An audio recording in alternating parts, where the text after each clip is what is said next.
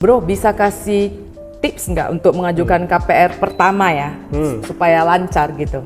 Oke. Tips KPR. Nah, KPR pertama supaya lancar itu ya mungkin tadi yang pertama saya bilang tadi ya, di bank itu kan ada kriteria namanya 5C lah. Kalau mungkin kalian bisa Google itu idealnya. Nah, jadi kita masih memenuhi 5C tersebut. 5C itu apa? Pertama tadi saya bilang karakter. Karakter itu paling utama. Nah, jadi dalam hal ini kalau di bank itu kita melihat string checkingnya. Jadi dalam artian kita kalau mau KPR masih pastiin dulu, oh kita nggak punya ada tunggakan atau mungkin kredit macet di tempat lain dulu.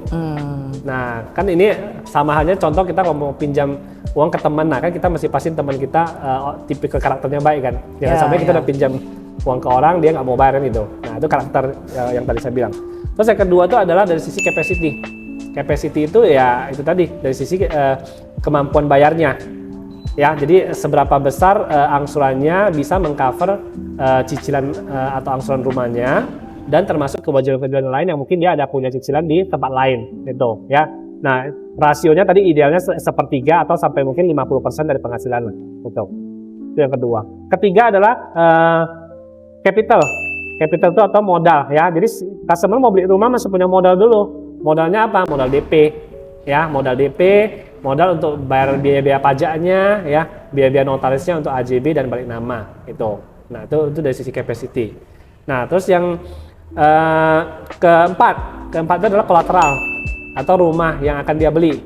Ya jadi kriteria propertinya seperti apa ya, rumahnya layak dibiayain nggak ya, yang penting jangan masuk udang ya. Kalau bisa sih beberapa kriteria bank itu biasanya contoh jangan daerah rawan banjir ya. Terus properti tersebut jangan dekat dengan makam, ya kan seram ya kalau beli rumah di sampingnya ada kuburan kan gitu. Nah terus atau mungkin rumah itu juga mesti ada dilihat garis sempadan sungainya. Biasa idealnya sih 20 meter dari tepi sungai. Karena kalau dekat kan rawan longsor ya Nov. Nah itu beberapa poin lah yang mungkin. Tapi detailnya biasa sih orang bank akan memberitahukan. Gitu. Itu dari sisi kolateral. Dan yang terakhir ini adalah kondisi.